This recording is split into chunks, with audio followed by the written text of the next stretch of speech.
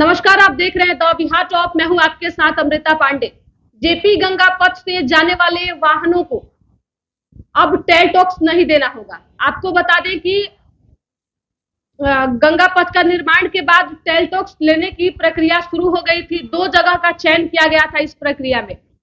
LCT घाट और दीदारगंज के पास toll plaza बनाया जा रहा था, जिसके माध्यम से टैक्स की वसूली होती। लेकिन ऐसे में अब इस पर रोक लगा दिया गया है।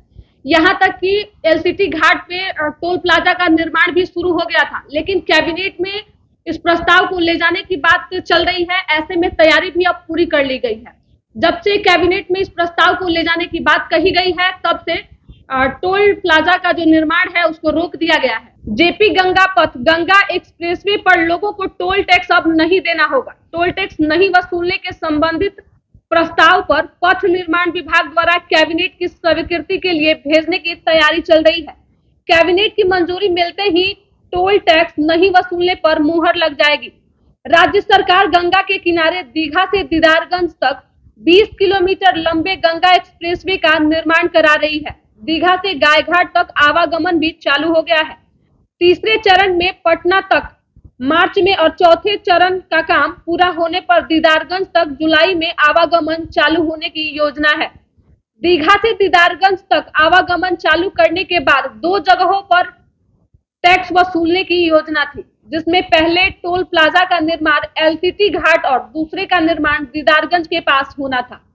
एलसीटी घाट के समीप टोल प्लाजा का निर्माण कार्य शुरू भी कर दिया गया था, लेकिन जेपी गंगा पथ से विभाग द्वारा टोल टैक्स नहीं वसूलने को लेकर प्रस्ताव तैयार होते ही निर्माण कार्यों को भी रोक दिया गया है। तो आपको बता दें कि जेपी सेतु पुल पे जितने भी वाहन चल रहे थे, अब उन वाहन चालकों को टोल टैक्स नहीं देना होगा।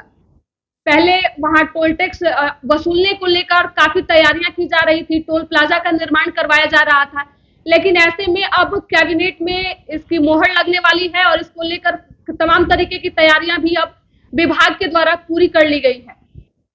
एलसीटी घाट पर टोल प्लाजा का निर्माण भी शुरू हो गया था, लेकिन जब से प्रस्ताव को तैयार किया गया है, तब से कार्यों को भी रोक दिया गया है। चौथे चरण में जब पटना तक की सुविधा उपलब्ध करा दी जाएगी पुल के माध्यम से, तब इन प्रस्तावों पे मुहर लगेगा और टोल टैक्स नहीं वसूला जाएगा। तो फिलहाल इस रिपोर्ट में इतना ही। तमाम ऐसे अपडेट्स के लिए द बिहार टॉप को फॉलो करें। धन्यवाद।